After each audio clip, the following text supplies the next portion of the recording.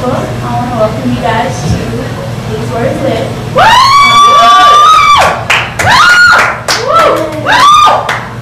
Yes!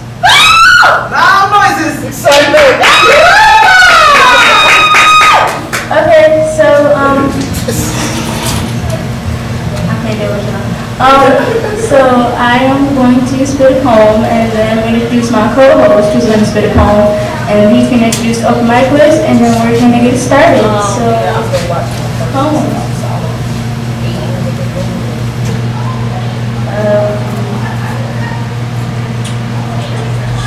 Make it to the microphone. Okay. Really? Okay. Give me the poem that I wrote a couple days ago. No shit. Pretty much. I know a loaded question when I hear one. So, how do you two know each other?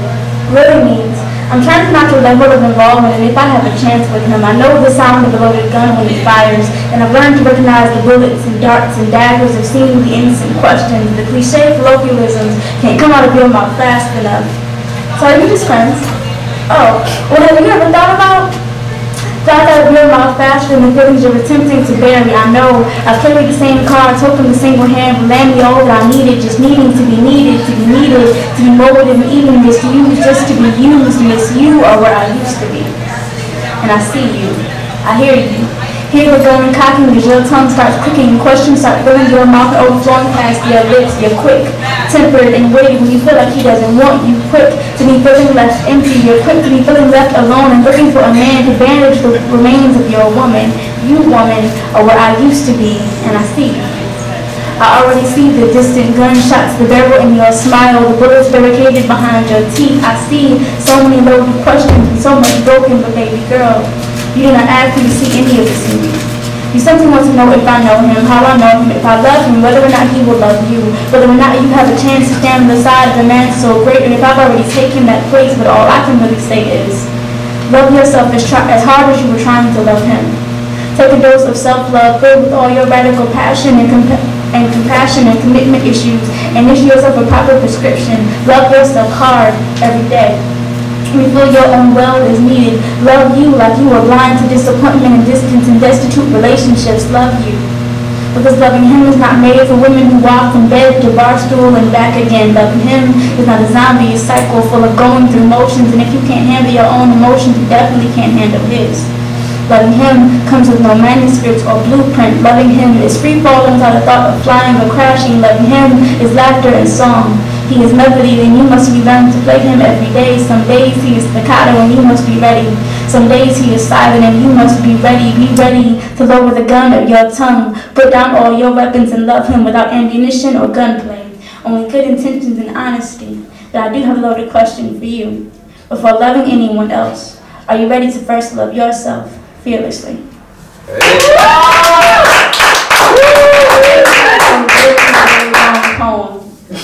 That felt really long. Okay. Wow. Clarity. Yeah. Okay, I'm going to introduce my co-host who will introduce the open mic list. So, please welcome my co-host, Ether Real.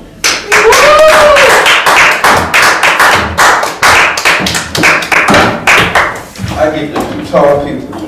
Yeah. Welcome everybody to the Speaking Truth Open Mic series, hosted by the Good Beans Cafe and the nice people at IB Publishing. I am your co-host, Ether Real. Gonna kick a couple poems, introduce some people on the open mic list, possibly introduce my co-host back up here, then we're gonna get to our incredible features. So, this poem right here is called what? Little person. What's the name of this poem? P. Prophetically pushing in public the people from the pulpit. O. Obtaining oracles, overstepping obsolete souls by rolling through it. E. Edifying entities entitled to entertain envious enemies with exclusivity while erroneously educating the elements with prejudice. T. The transformation, translating the transfiction of transient telepathy to the poet's tree next to me is finally complete, murderer poet. Warrior with words, I wield weapons like projectiles built from knowledge and verbs. Syntax based in the highest dialect with the most adequate context and oral constructs who connects to keep me from dying next. See my interior energies recharge my discography to deliberately detail this entire lyrical lobotomy I send to you autonomously. It's like an indie dimension with a passion to write. So ill I have a prescription to be dope and drink Sprite throughout the day. Just to quench the delay of saliva between the words coming out of my mouth and the rate at which new poems are flowing out. See, my writing instrument was forged from adamantium pencils. Y'all know that Wolverine or pistols can't penetrate. I penned my traits and put poetry on my resume. So when I'm done, you may resume a slam or show or return to regular scheduled programming. I'm presuming me you expected to leave the anteroom intact, but none of y'all could have predicted you would have got light jacked when I stepped on your stage, entered your venue or spit in your bar. But while you were swiping your visas, I was renewing my library card and reading the scrolls to infinity and beyond and searching for similarities between Genghis and Shaka Khan as the baseline for the backyard and b-boy break beats that evolved from Run DMC to snapbacks and white tees. Murderer poet. Called in by the lyrical cavalry to dynamically and erratically emit this verbal savagery. I spit to create or instigate atomic nuclear casualties, slaying them by the masses with these torrential mental flows in which they can't participate. The lyrics are gifted by drawing out their comprehensive mental states, leaving peaceful minds irate with our promises destined to break by the princess we call faith, who slept with fate and thereby condemned the entire human race. The first place in our debate against death can all relate because the truth ain't any religion. Or in these valleys of decisions, where an air of minuscule precision can lead to a gargantuan incision where the soul of our existence is currently being left defenseless as if with alcohol-influenced senses while babysitting two 40-year-old motor skills impaired Power Rangers fighting princesses. Murderer poet. Oh, Jesus. I'm contemplating the floor shaking butterfly effect of the rhymes, lines, and phrases y'all about to hear next. Murderer poet. Analyzing the toxicity explicitly being exuded from a chemically enhanced dictionary and how to convert its gamma rays into text. Murderer poet. Orchestrating orchestral arrangements of dangerous endorsements for licenses to kill but on the record never reported. Murderer poet. Because I'll be whipping and spinning and looping, leading the video where I persevere every attempt to make it subdue and fully engaged, no entertaining whenever I write, so I am maintaining a standard of license, sleep, nothing rain. I said I am orchestrating orchestral arrangements of dangerous endorsements for licenses to kill but on the record never reported. Murderer poet. Because I'll be whipping and spinning and looping, repeating this beat that we all are pursuing, making every attempt to make it subduing and fully engaging, dope and entertaining whenever I write, so that I am maintaining a standard of excellence to leave no other poets remaining. I am the Murderer poet. Thank you. Woo!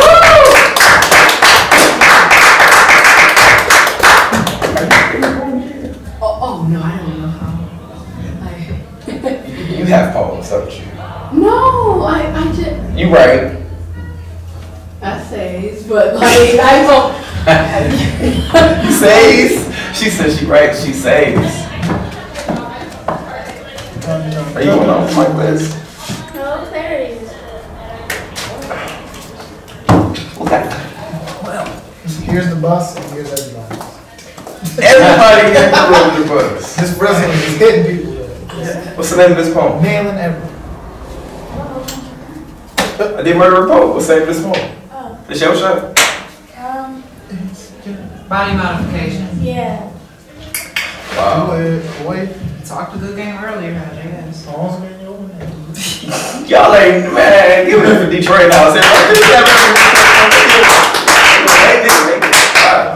Alright, so this poem is called Body Modification. If I can remember it, because it's like brand new. As a vow to always walk in the light, I replace my feet with suns. So now, I can skate across skies to warm every window. I can whisper grapes to wine. I finally found my celestial center. I could melt every obstacle underfoot. Face. Why did you do this? Clarity. Clarity did this. Oh, that's not part of it. BrandNewPoem.com. As a vow to always walk in the light, I replace my feet with suns. Right, Jid? So now, I can skate across skies to warm every window. I can whisper grapes to wine. I finally found my celestial scent. I can melt every obstacle overfoot. I can melt every obstacle underfoot. See, I no longer go to clubs. I kick it in constellations. My intergalactic circle of friends push punchlines like planets. We play catch with comets. Making metaphors for meteors. We break beats with asteroid belts. You come any closer. At most, fear will be the least of your worries. See, my atmosphere is clear but closed. Turn poetry to prose from flamethrower of solar flares with hyperspeed analogies as I ascend cosmic stairs with the stairs from the space station being mimicked across nations as the invasion of aliens who just want to write storm into your open mic with suns for feet just to rock in their light. Ha, I didn't forget it all. Thank you. After I watch my favorite poem, I'm going to open up the open mic list to the amazingly talented Clarity.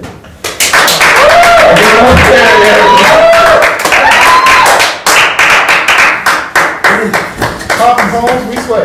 All the way up.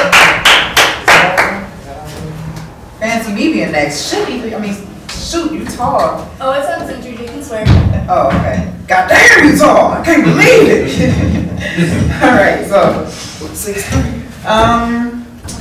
All right, so I'm gonna do a new poem, but I have my crutch right here. So I'm gonna read it. So. This poem. I'm disabled. I ain't have no crushes. IJS. This poem is called Transience. My heart is a squatter. I've spent the past 9 years pulling her out of sketchy environments, forcing her to gather her things, trying to convince her that not every bed is meant to be slept in, not every tub fit for bathing in, and she defies me. She has witnessed how unreliable the extermination business can be, experienced the worst sort of pest problem. She has night terrors. Wakes up swatting at lovers that flew away before she lifted her hand, compulsively scratching that mark he left until it scabs like a sword left from falling off of a bicycle. The purpose of falling is to know what the ground feels like, to associate the way your flesh scrapes against the pavement with error, to motivate you to stay upright, to make a conscious effort not to fall again, but I can fall. My heart keeps loving in demolition and destruction. She will look the wrecking ball dead on and await the crumbling of the bricks, get bulldozed, become wreckage, become debris just to say she had a home once. I fear she will fall prey to arson as a consequence for seeing such potential in pyromaniacs. See, some things are meant to be left behind in the fire. There's no point in recovering what is damaged beyond recognition. I plead with her. She deserves to cherish something uncharred, something with healthier lungs, less cough, less wheeze. Love should smell like clean linen and feel like satin sheets. Love should have all the hardwood floors you dreamed of and the closet space you need. I tell her a home should feel like she belongs there. The walls should chant her name when she returns. The floors should welcome her footsteps eagerly. Tell her she deserves a castle. Tell her stop accepting ruin. Tell her I have blueprints. I have friends who moonlight as architects, electricians, plumbers, a support team of carpenters for that day when she is ready to love while building. Until then, I tell her I'm here for her. Through every floorboard, creak, and carpet stain. I trust she will learn from existing in this squalor and one day appreciate what it's like to live come home.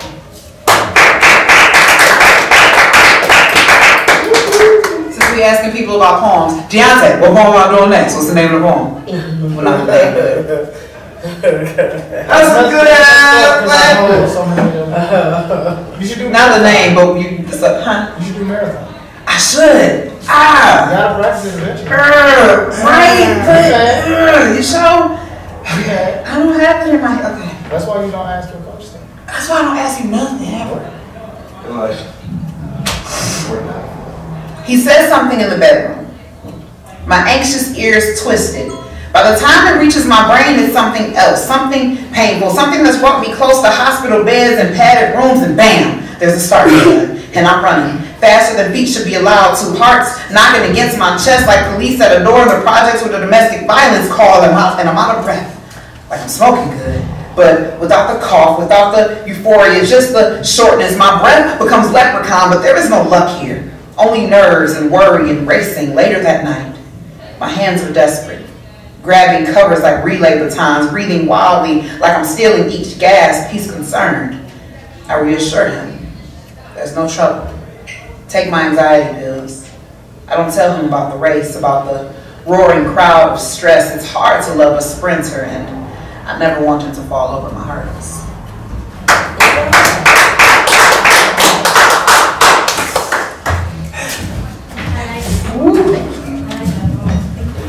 Well, thank you, Miss Claire. Can we give us Claire one more time, everybody? At this time, I'm going to introduce the next artist on the open mic list, coming all the way from the back of the room. Ladies and gentlemen, make some noise for Miss Key Ray as she comes to the microphone.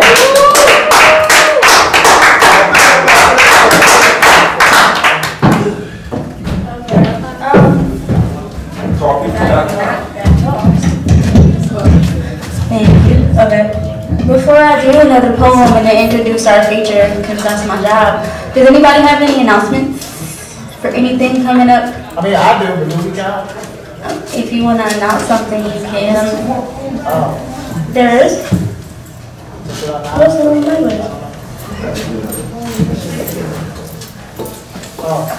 Wait, what's that? Yeah, Monday, January 19th Okay. at 314 East Baltimore, Detroit, Michigan. We're having final stage. 12 poets come in, 4 poets come out as Detroit's National Poetry Slam team. It's only $5. Only $5? Oh my God, it's less expensive than delicious food.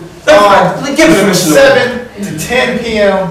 Not ever gonna see a show like this anywhere else ever again in life. Be there or be square, because it is totally the 90s and that is still a cool catchphrase. Back to you, Jay. Back to you, Jay. Well, thank you, Deontay. And before I introduce our feature, I am going to do a poem that he actually forced me to write. I texted him one day and told him to give me a prompt because I needed to write something, and he said something about like, write that your love is an ocean cracked open, and I'm just like, what are you talking about? And then I wrote. So Believe in the process. you said, Believe in the process. oh yeah.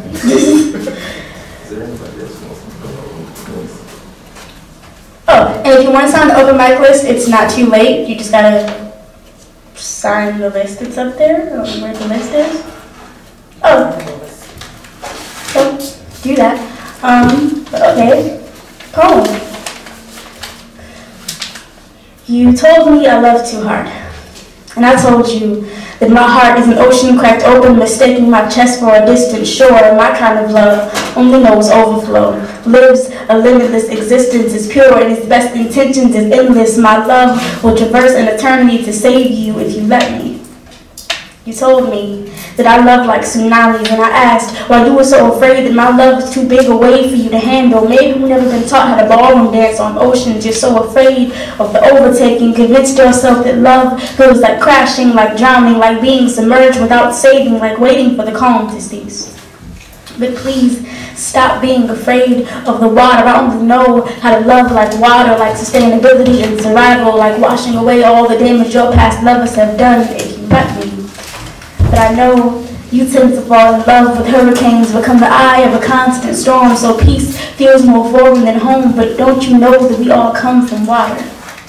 And you, my love, were not born of chaos, but only disastrous by choice. Your love is an ocean cracked open, mistaking your heart for a distant shore. Your love longs to be limitless in its existence if you let it.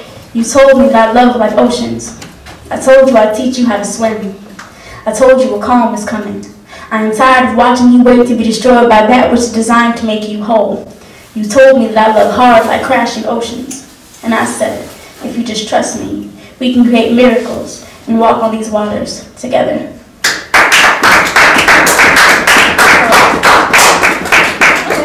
So, my co-host has an announcement. Announcements in the club. Actually, we still have people on our open mic list, Miss Poet Lady. So at this time, we'd like to introduce the next person on our open mic list. Y'all ready? Nobody's smiling. I'm smiling. Is anybody ready for the next part of the open mic list? Give it up for the open mic list. The open mic list is a place to be. And our next artist is Mama Hatcher. So everybody give it up for Mama Hatcher when she comes to the stage.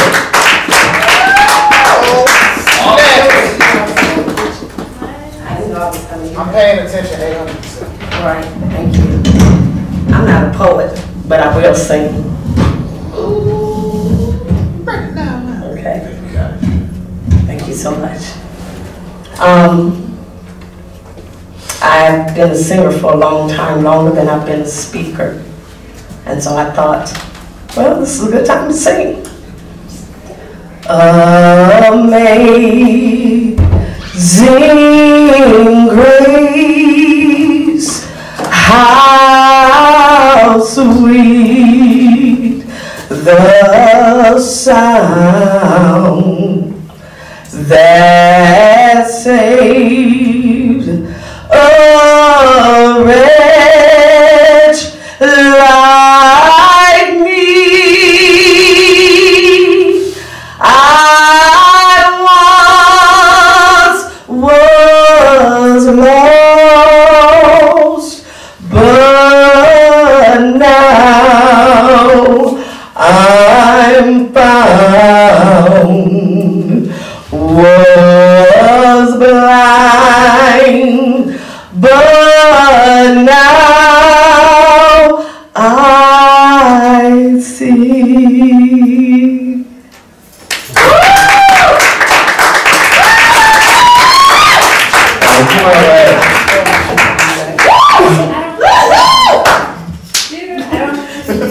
Why is your name on this list?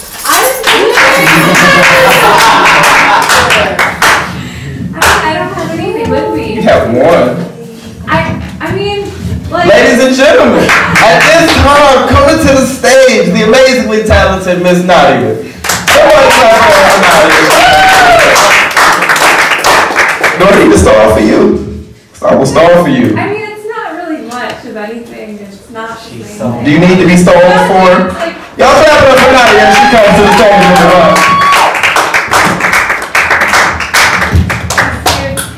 I don't know how that even happened. Because you walked in the door. Right?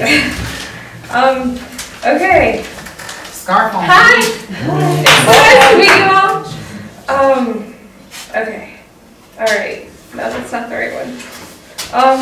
Here's one thing. It's not really poetry. It's a really short fiction piece.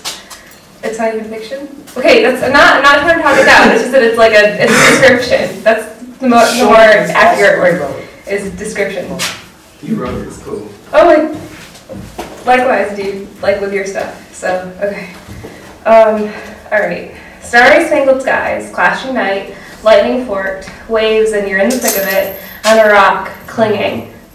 Remember the songs you used to sing on sunnier days when you plucked from vines strawberries, tart blackberries, climbed for cherries, staining your cheeks and lips.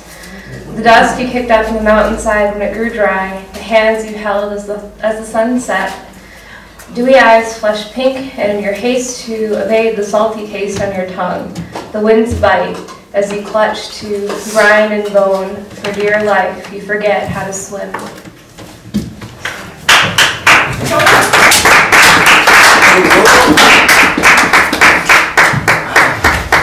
Like how Nadia just slipped out of that second poem she was about to read. That's cool. Everybody having such a good time so far. Make some noise. It is January in Michigan and we know how that goes. So, we have a couple more poems on the open mic list and then we're going to have a really incredible feature for you guys if you all want to stay tuned. So, put your hands together for our next open mic artist coming all the way from the 1, 2, 3, 4th row of the Annie Room with a Good Beans Cafe here in Flint, Michigan. Give it up for Mr. Prodigy as he comes to the microphone.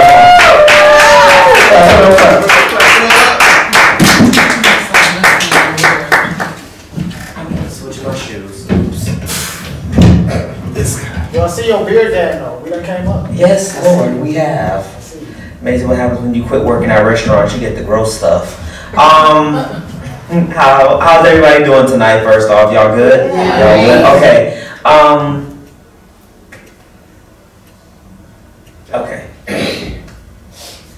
still trying to warm up, so if I keep making movements, it's probably not a part of the poem. I just like walking, so.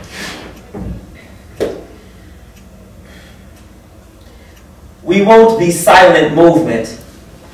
A stagnant society contingent on juries and verdicts. Know this. We will not allow our lifelines to be outlined in the laws you threaten to flatline us with. Won't allow these chalk outlines to become soliloquies of us chasing freedom. These streets won't read our obituaries. These stop signs won't hold any more balloons for us. These mothers have had enough crying tears for us. These hashtags won't become our final resting place. This race isn't finished. We see the flag in the distance, but you threaten to shoot us down if we bother to reach for it. Mighty funny how you try to steer the drive out of us, but ain't we still here? Try to choke all the freedom from our lips, but ain't we still purpose? Aren't we still legacy? Aren't we still history personified? My, how the footsteps they left for us to walk in becomes the ones we dwell in. We won't end. Matter of fact, we won't become a vain effort of unity, of marches, of speeches, of leaders, of teachers, constantly teaching and reminding you that we are not history's table scraps.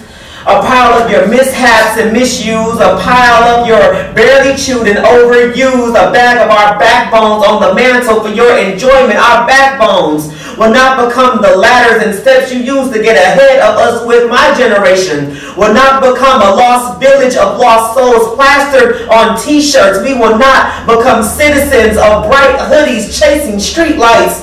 We are progression. We are the answer to prayers. We are our grandparents' daydreams. We won't be silenced, won't be seen as forgotten. But more importantly, we will not be ignored. Black America, come together for Juneteenth. Celebrate our Freedom Day.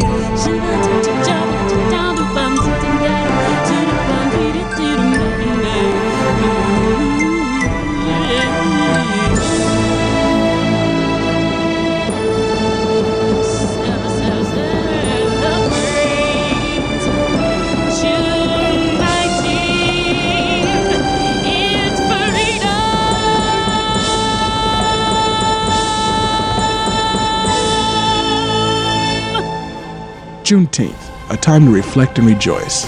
Join the village. Celebrate African American Independence Day.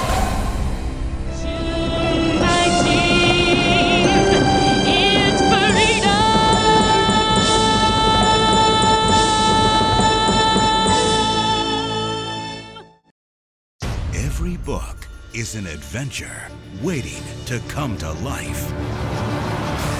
Visit new worlds. Encounter new friends and discover the power of reading. Go to read.gov to read A Princess of Mars, the first novel to feature John Carter. A new world awaits. Read.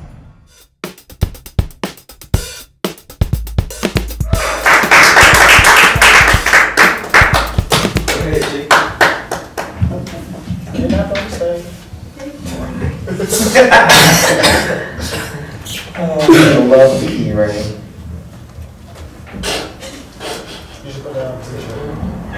I should. I can make money off of that. Yes, mine. Okay, Yes, mine. Great club. Oh, well. Yeah.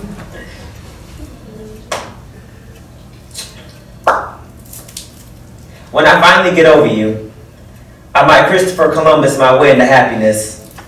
Might sail my way into a smile and plant a flag in the root of my sanity. You see, one day, when I'm strong enough to get over you, I'll stop beating my heart up for its decisions.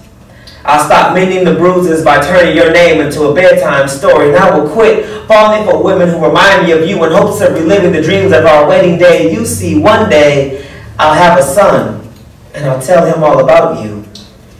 And I'll tell him, don't be afraid to fall in love because of a fear of flying. That gravity and love cannot coexist. It's just easier for your heart to soar more freely without the extra weight. Honestly, true love is worth the wait, but do not hold your breath.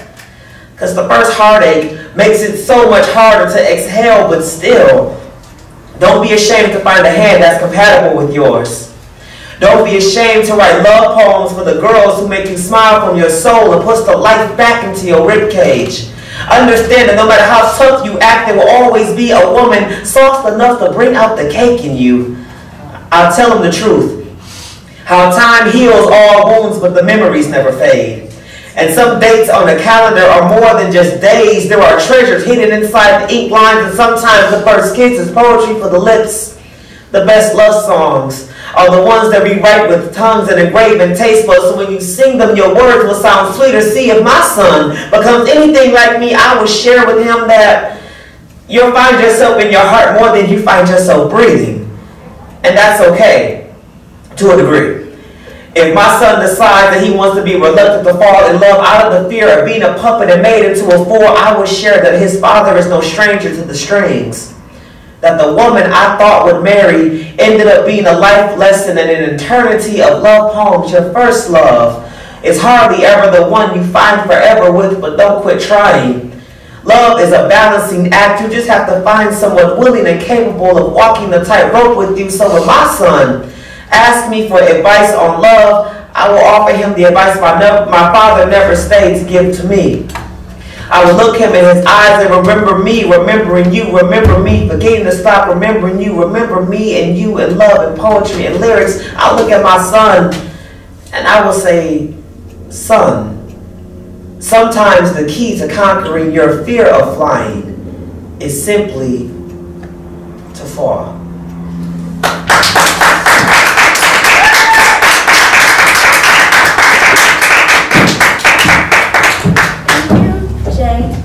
Did we miss anyone on the open mic list who wants to say anything? Okay. Well, in that case, we are going to get into our awesome feature who's coming to us all the way from Detroit and currently out of the back of the room. He's back of the room. Yeah, he is. He's absolutely an amazing poet. Yes. We met at a slam a couple years ago, and like forever ago. And I've just admired his work that whole time, and I'm still until now. He's a teacher, a slam champion, a coach. I'm a pro now. Oh, and he's a professor. He's teaching. That's right. He's teaching college right now. That's right.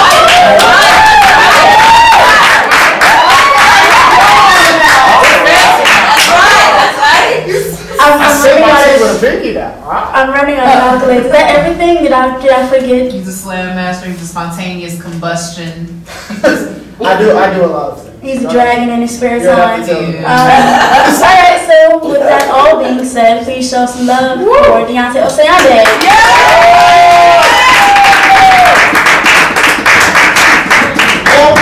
That they had in this little club. So how are you guys doing? You guys alright? Yeah, we're doing good. You can tell me if you're not feeling great. That's okay. Because I hate the winter, so I'm feeling like I'm happy to see y'all. I'm not happy for when we go outside. So yeah, I'm the slam master in charge of poetry slam in Detroit now, and a professor at Wayne County Community College, which is to say, I drown in poems all the time. So I get tired of my old stuff. So what we're gonna do tonight, sharing all new poems with you guys, and we're gonna have a fun time. Sound good? Yeah. 1. How many of us must fall before enough is enough? How many youth must have their names forgotten unless they become obituaries? Please don't let me name the children, unless you want them to hate us before they become teenagers. I can't promise I won't come up with something that doesn't make it difficult to find job interviews. How employers won't even try to say their names correctly. How nicknames will feel like cultural assimilation, as if it isn't already hard enough, too. Icarus speaks of angels. They will say how I fell into the ocean, but I was never afraid of the sea. I had many visions in the water. I saw generations of kids like me, many of them trying to shine, many of them dying before their time, their fathers are much like mine, trapped, imprisoned in mazes. The ocean appears to be a time capsule all of these centuries later. 3 things you missed for Mike. Move-in day. Meeting your future roommate. Meeting your future spouse. Meeting your future. The World Series. Football players treating balls of pork skin better than their own families. The fall of Cliff Huxtable. Every epidemic that wasn't important until it crossed the Atlantic. Every beheading that didn't matter until it happened to someone that crossed the Atlantic. Protests from Palestine to Mexico to Hong Kong. Another you in cosplay. 2 more you with BB guns. 3 more you in Missouri, the state of emergency. The lack of arrest. The abundance of unrest. Your parents on the Hip Hop Awards. Your parents having to go speak to the United Nations. The way their sadness was colder than the snow. That's that poem. Let's go.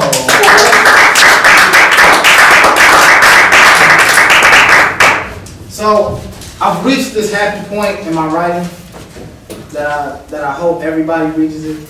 And no, all my poems aren't happy, obviously, and that. But I reached this point where I was just like, I don't give a fuck. I'm gonna write about everything. Just because, you know, people are dying. Black men are dying.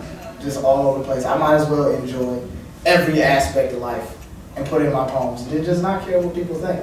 And it's so liberating to just be able to write about whatever, even if it embarrasses your mother, which I frequently do because it's fun.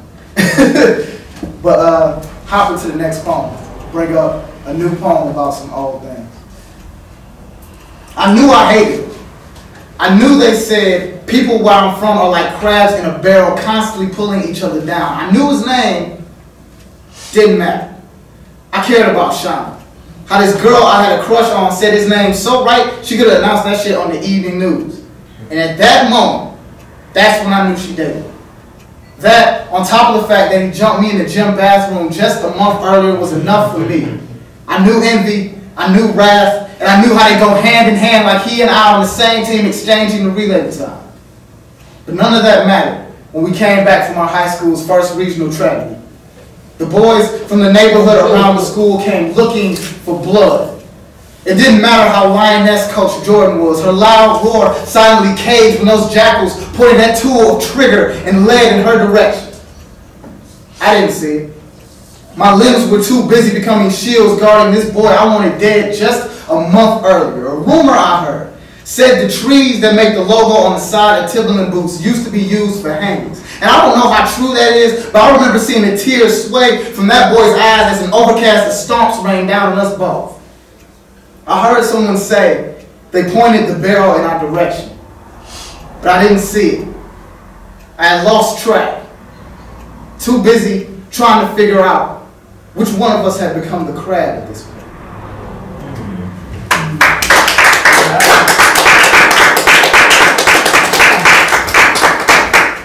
So, I'm a very goofy kid. And this poem might reflect that. But first, because the next poem I don't have anyone, so I got to do my phone. I forgot that I would forget. Oh. Pay no attention to my random scene. In my past life, I was Drake's spirit animal. And then I died, and then he just got all the sads, and then I just became me. And I'm like, yay, and he's still all the sads. So, yeah. Poor Drake, right? It's Always, Drake. whenever right. This is a random sidebar, but whenever my students want to ask, like, can I turn in this assignment late? I'm like, would you rather turn in your work on time or sit and listen to Drake cry in the shower, and then he's gonna make an album about you and make all this money, and then you're just gonna sit there and say it? And they're always just like, I'll try to turn it in on time. These odd analogies that are coming out of right field. Anyway, as I'm telling the story about the time I burned my chest, falling while running full speed on the track, everybody's uninterested eyes turn to the football game on the TV behind me. The seismic shift in their attention shows how shocked they are to see this rookie wide receiver with my same name make his first professional NFL catch. They thought I made him up. Nobody believed me when I told the story about receiving gifts in high school from a university that thought I was him. None of the scouts checked close enough to see if they got the guy they were looking for. My friends think my stories are more entertainment than scene worth investigating. So we make a show out of it. I tell another one. How I learned manners. From playing Perfect Dark on my Nintendo 64. How at the points where characters aren't shooting the shit out of each other, they exchange pleasant greetings. Again, nobody believes me until I put the game in to show it. Everyone here knows how much time and effort my mom put into teaching me how to act acceptable. Like I have home training. It didn't work. I know how I'm viewed. It doesn't matter. No amount of manners can convince someone who only sees expendable when they see me to change their mind. Coaches and threats lead to trails of broken bodies so often I'm not shocked how nobody feels guilty over it anymore. I've seen so many men like me dying for someone else's profit. So many men dying with life still in their bones. So many dying for nothing. I want to talk about them instead of myself, but I don't have enough time to tell all of the stories. Someone else present asked me to talk about the first time after chase after a train I needed to catch, but I can't. My urgency is now lost. I get real tired about talking about all the times I've almost caught bullets and bullets and bullets. That's the end of that poem.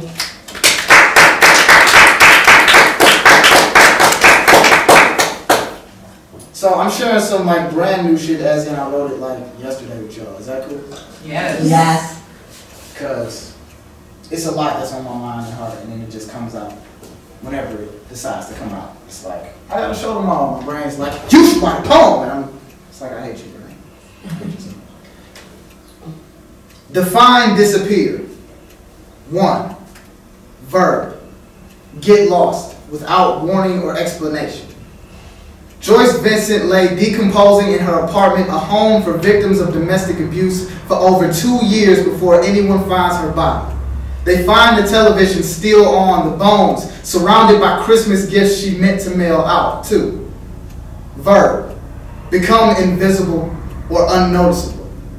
Dr. Talika Patrick disappears. Her family doesn't hear from her for months. While the search continues, gospel singer Marvin Sapp claims she stalked him. Not long before she is found. Not in her home state of Michigan, but in a pond in northern Indiana. Authorities claim she may have had an unchecked mental illness. 3. Verb. Become less intense and fade away gradually. On the night of April 14th, 2014, 276 female students were kidnapped from the government secondary school in Chibok, Nigeria by the terrorist group Boko Haram. By May, upwards to 2 million people worldwide had expressed outrage over the kidnapping, but outrage, like fire, can take your breath away, can leave very little left after the smoke clears. 4. Verb. Cease to exist. I heard black girls are magic, like gifts that keep on giving, like God, like that one joke everybody gets, but nobody laughs at. Sometimes, whoops, almost get to the wrong poem. Like that joke, like that one joke everybody gets, but nobody laughs at. What do you call a group of black girls? A vanishing trick. God damn. Oh my God. Yeah, we gotta protect our black women. Yes, please. We gotta do better. I've gotten into writing essays more recently, and I got an essay that was recently published. But in the editing process, they were like, "So do you want to change person to man?" And I'm like, "No, I want it to say black person." There's a lot of black women that are being killed unarmed. A lot of black women that are disappearing. A lot of black trans men and women that are disappearing, and nobody's talking about it. Keep it at person, because we're only talking about the men. And I get, I'm a man. I get it. Like, we're dying. That's some big shit. But so are all the rest of our counterparts on the gender spectrum, and we need to discuss that. So there goes that one. So my friends call me the Drake of Detroit poetry, and I hate it, because I be writing love poems and shit. So, anyway, as I'm creating a distraction from the food falling off my fork, I bring up a random fact: how otters hold hands when they sleep together so they won't float away at night. The fact does its job. The ice is now broken. I thought it was cute. She thought I was being weird again. So I'll bring up another one. How squirrels often forget where they hide their nuts. And she makes a quick quip about how many men do too. The awkward silence strikes back. I try to eat my food and unconsciously smack my lips. And I don't even notice the sound until she rolls her eyes as if I said her dress made her look fat. As if I wouldn't still love her larger. It gets quiet. So she asks about my family, conveniently at the moment where they cross my mind. I tell her about my niece, her mouth a microwave, as if her teeth are made out of bags of popcorn, constantly going off. She smacks loudly when she eats, snores loudly when she sleeps, and oh God, does she talk fucking tornado siren. Every morning before school, she has to come in and tell me about everything. My blankets are heaven sent, and all I want to do is bask in it. When she comes in, quiet as a mute mouse, I know something is taking away her joy. And although I found peace, the urge to ask what's wrong lingers like an overcast shadow covering the room. When she says she thought about how I'm always tired in the morning, how she finally considered that she may in fact be the thing that keeps me up, I have no choice but to give in to my compulsion to hug her. You see, victories come in all different shapes and sizes, from learning how to walk and talk to learning when your uncle really doesn't give a shit about the new dance your friends just watching. I tell my date all of this, and she laughs at the quirkiness of it all. As we go on to continue enjoying dinner, I quit bringing up random facts, let my fear of the silence fade. She smirks in my direction.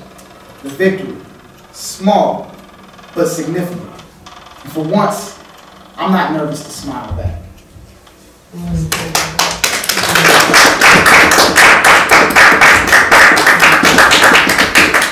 So, I got 2 more poems on deck. Oh my God, 2 more poems. But before I get, I don't know, I'm a really weird feature. That's why y'all don't put mics in front of me. But before I get into my last couple poems, can we give some more energy for your host? If and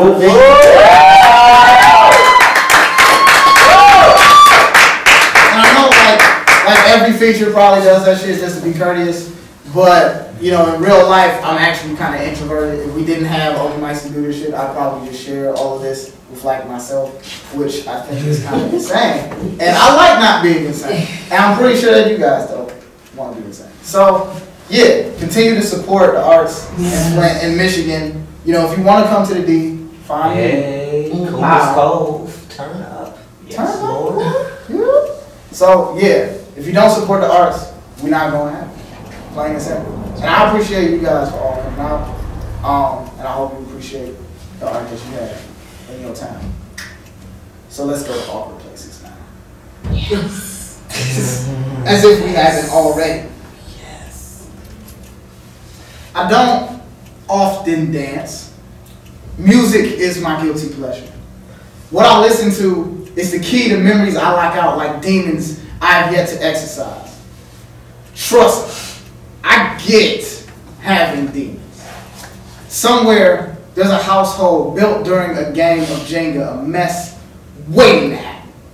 Somewhere a man's marriage is held up by a support beam of twigs. Somewhere there's a wife I haven't spoken to in years, because she keeps me behind a lock and key her husband can never open. I'm the skeleton in their basement closet. And all because I didn't know about him at the time of our affair don't make me innocent. Trust me. I get having demons. And I understand salvation. I think of it every time I listen to John Coltrane. Heroin and alcohol in his bloodstream, holding his saxophone as if it could save him. And when he died, young, he was absolved of all his sins. All of his troubles forgotten. And isn't that part of what being black is about? Salvation. Creating your own redemption in a world that doesn't want you. Isn't music nothing more than a God trying to find church within our eardrums? I'm no musician, but I get having demons. I understand demons. I've heard my people called demons, but I know my people got soul. I've heard my people get blown away as if these bones are musical instruments. These bones are pillars within a congregation of blessings. I've seen the spirits of my people redeemed every time they find grace like a voicemail prayer, but I don't know what's there for me. Salvation ain't some sort of group show. It's something solitary you find. Somewhere, there's a household full of people I haven't spoken to in years, and in a way, I'm still there, haunting me. I don't mean to. When a song comes on that I know, I flinch like a mountain, staying still while waiting for this tune to help me move on. I look down at my feet, and there are so many locks. I can't force redemption on myself.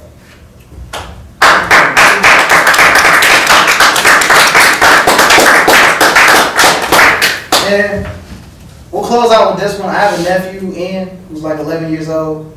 He's totally an asshole. He's too young to be such an asshole. It's just, if I was your age, it's the cuffs. But I'm a grown ass man. You can't do that. So, you know, I just put Tekken in the PlayStation. On the game, you can totally do that. But anyway, so Ian and I have this own code of slang that we've made up because I just say a whole bunch of shit other people don't say. And shouts out to my nephew for helping me come up with this poem. When I say don't eat the beef, it is not a reflection of my lack of cooking skills. I am trying to save you, but from yourself. Sometimes I have to remember to check myself when it comes to creating this web of my own slang.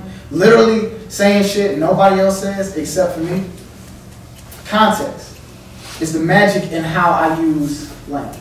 A Rosetta Stone translating my words and phrases. When I say don't eat the beef, I mean don't drop that fragile box. Don't fall down the stairs. Don't drop my baby nephew. Essentially, don't become the fuck up you hide from the rest of the world.